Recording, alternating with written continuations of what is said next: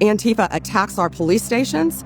They attack our courthouses. They dox our law enforcement officers. No more. They are a terrorist group, and we are coming after them. Good Lord, Antifa does not exist. I mean, I know I'm not the first person to point this out, but it's not a club or an organization. They don't have membership. They don't have leadership. It really is just an abbreviation of the phrase anti-fascist. But beyond that, because it's not a club, because they don't have any organized leadership, anybody who wants to can pick up a banner and do anything that they want to in the name of Antifa, which is really kind of what worries me the most about this situation. Now, what I'm not going to do is use the popular argument that's circulating on the internet right now and say, well, if you're against people who are anti-fascist, then by default you must be pro-fascist. And the reason I'm not going to do that is I think that's kind of a simple-minded argument. Primarily because it seems to be built on a foundation of taking political rhetoric entirely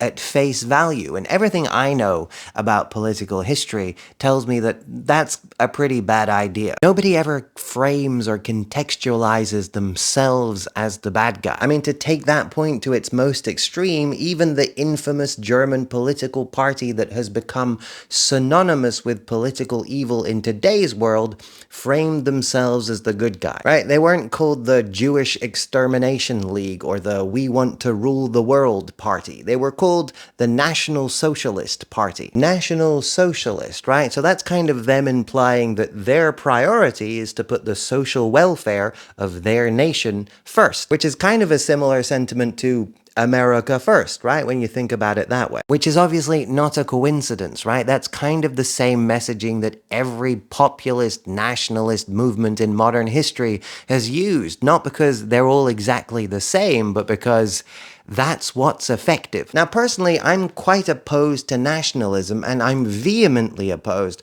to fascism, but I can say with 100% certainty, without even having to look it up, that somebody somewhere has picked up a banner and done something in the name of Antifa that I don't agree with or approve of. Probably sometimes even in support of ideas that I would consider somewhat fascist. I guess the point I'm trying to build towards here is the thing that worries me about the Trump administration labeling Antifa a terrorist organization is not because it's anti-fascist, but more specifically, because it's vague. There is nothing an authoritarian likes more than a vague, ill-defined enemy, because then they have the power to define it any way that suits them. See, this is basically the same strategy that George W. Bush used back in the day when he declared war on terror, right? War on a concept. See, we laughed at this at the time because it seemed stupid and vague. Exactly what are you declaring war on? But the fact that it was vague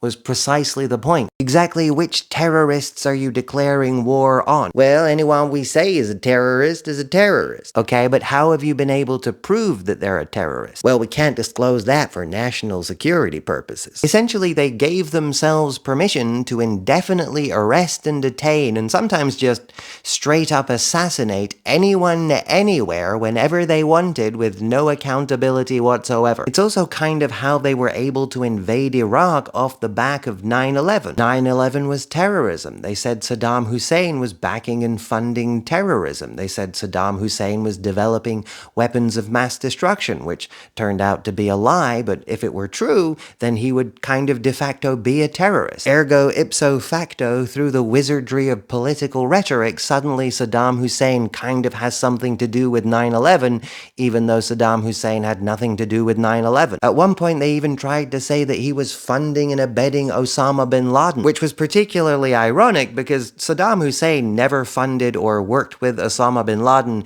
in any way. However, the American government previously had both funded and worked with Osama bin Laden. Now, it's important to note here that pretty much all of the new powers that W here granted himself remain in place in some form or another. Every single president since George W. has utilized those powers and reinforced or extended those powers. In fact, a lot of the scary things that Trump is doing right now are possible because they're built on a foundation that was laid by George George W. Bush, that was strengthened by Barack Obama, that was strengthened by Joe Biden, that was strengthened by Trump himself in his previous term. Now, regardless of what we want to call it, fascism or corporate oligarchy or techno-feudalism, the United States and the whole Western world have been engaged in a slow and steady march towards totalitarianism for decades now. This did not come out of nowhere. Now the Trump administration has the power to label pretty much anyone they want to, anyone who speaks out or